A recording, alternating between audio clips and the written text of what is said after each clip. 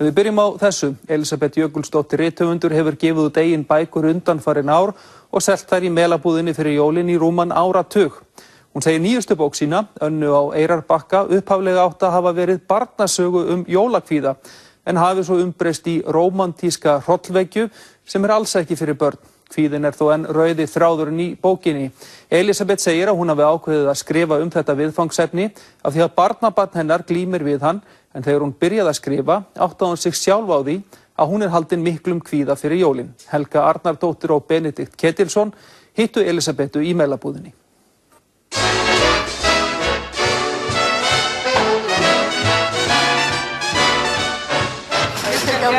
Ég líka kerruvarður hérna. En það væri allt hérna í óefni ef ég var ekki að raða kerrunum. Ég hef selt reynda bækur. Ég hef gengið í hús, ég hef verið út á skipi, ég hef verið upp í turni og út í fjöru og ég hef selt bækur held ég bara allstaðar.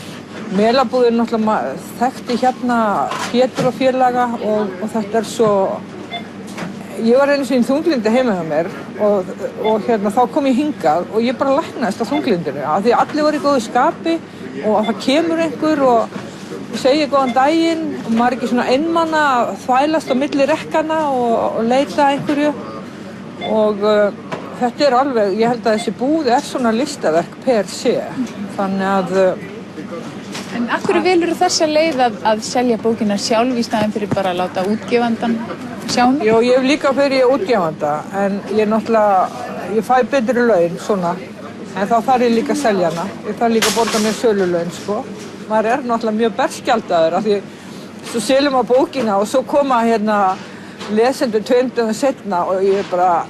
Og láta maður vita hvernig bókin var, skilur við, þannig að maður fær svona, maður býður alltaf að var þetta allt í lagi, sko, hvernig fannst þér og þá koma þér og diskutera við mig hérna, sko. Hvað hún? Heyrðu, hún átt að vera kvíðann og sem sagt það kvíðvænlega af því að eitt barnabarnið mitt hafði tekist á við kvíða og þá vildi ég sem sönn amma náttúrulega bara hjálpa barninu og þá komst ég að því að ég var sjálf með kvíða og ég var til og með svo fundið daginn og það munaði engu í stæði upp á færi að því ég var viss að hundar sem ég var að passa væri búin að borða geðlyfið mín og lægi núna stjarfur á gólfinu og þetta var svona eins raunverulegt eins og þú stendur hér, sko. Og ég hafði haft þetta í mörg ár aldrei vitað að þetta væri kvíði og svo var sálfræðingur sem kom inn í gær og hún sagði mér að þetta væri mjög algengt með unglingsstúlkur, að þær væru að þjást af þessu. Minn kvíði, það alltaf þessar rosalegu kröfur, þú veist, að vera svo smart og eiga svo mikið pening og kaupa svo mikið. Þannig að ég held að það bara sé mjög kvíðvænlegt.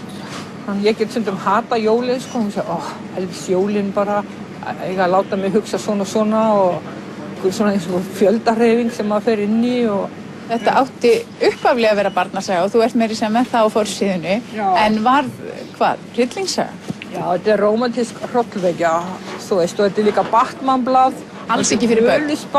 Nei, alls ekki fyrir börn, sko, einmitt, ég hef það alls ekki fyrir börn, sko. Anna á Eyrarbakka rithöfundur sem fer á Eyrarbakka í rithöfundahús til að skrifa barnasögu kvíðann. En uppgötar sem sagt að hún sjálf með kvíða og svo banka þarna upp á hjá henni og það lítið barn sem stendur fyrir utan með eyra á bakka.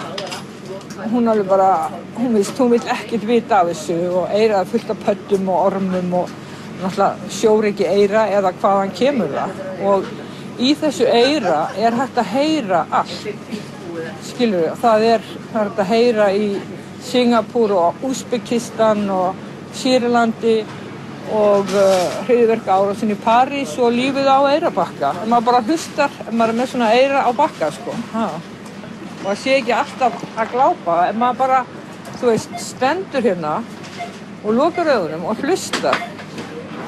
Þú veist, þá heyrir allt skrjáfið, þú heyrir pípið, þú heyrir hérna einhverju að tala. Skilur, þetta og þarna svona heimur sem fer beint inn í hjartað, sko. Anna á Eyrarbakka, passar í alla pakka. Anna á Eyrarbakka, ekkert að þakka.